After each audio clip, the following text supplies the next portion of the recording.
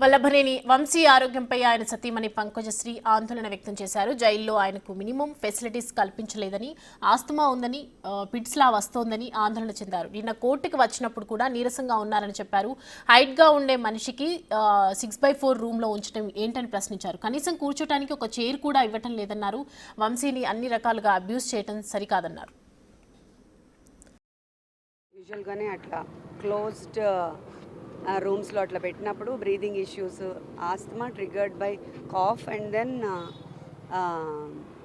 ఇది కూడా వస్తుంది, కన్వల్షన్స్ అంటే ఫిట్స్లా వస్తుంది ఫ్యూ సెకండ్స్. ఆ టైంలో హెల్ప్ కావాలి ఆయనకి. సో ఇప్పుడు ఆ 6/4 బ్యారక్లో పెట్టేసి ఆయన బయటికి రాకుండా పనిష్మెంట్ సెల్ లాగా పెట్టేస్తున్నారు. ఆయన హైట్ తెలుసు కదా మనకి, 6/4లో ఎలా ఉంటారు అంత హైట్ ఉండే మనిషి? 22 hours లోపలే పెడుతున్నారు. మనం పిటిషన్ వేసాము, మనకి ఫ్రీగా తిరగాలి ఆయన, ఇవన్నీ ప్రాబ్లమ్స్ ఉన్నాయి కాబట్టి అసిస్ట్ చేయాలి ఒకళ్ళు.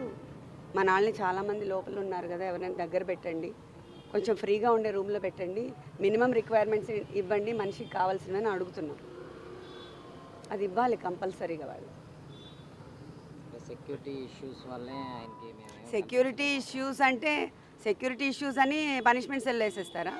సాలిటరీ కన్ఫైన్మెంట్ చేయకూడదు కదా. సెక్యూరిటీ ఇష్యూస్ అన్నప్పుడు ఇది కూడా పనిష్మెంటే కదండి. సాలిటరీ కన్ఫైన్మెంట్ అంటే పనిష్మెంటే. ఆయన్ని అదేమంటారు, మెంటల్గా లో చేస్తున్నారు, డిప్రెషన్ మోడ్కి తీసుకెళ్ళాలని ట్రై చేస్తున్నారు. మరి ఇంకా ఉన్నారు కదా ఈ కేసులో అరెస్ట్ అయిన వాళ్ళు, మన వాళ్ళు చాలామంది ఉన్నారు.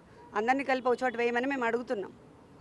అది కావాలి మనకి. ఇప్పుడు పాలిటీషియన్ అంటే 10 మందితో తిరిగి అలా 10 మందితో మాట్లాడి వాళ్ళ రిక్వెస్ట్ని తీసుకొని సర్వీస్ మోడ్లో ఉన్న ఆయన్ని ఆ సాలిటరీ కన్ఫైన్మెంట్ అని ఆయన హైట్కి 6/4 రూమ్లో పెట్టేసి 2 weeks అయిపోయింది ఆల్రెడీ. మనం ఎన్ని పిటిషన్స్ పెట్టినా అసలు వాళ్ళు they are not taking it. ఇది ఎంతవరకు? ఇప్పుడు పోనీ ఏదైనా నిజమైన కేసు ఉండి ఇలా చేస్తారంటే ఓకే, పనిష్మెంట్ అనుకోవచ్చు.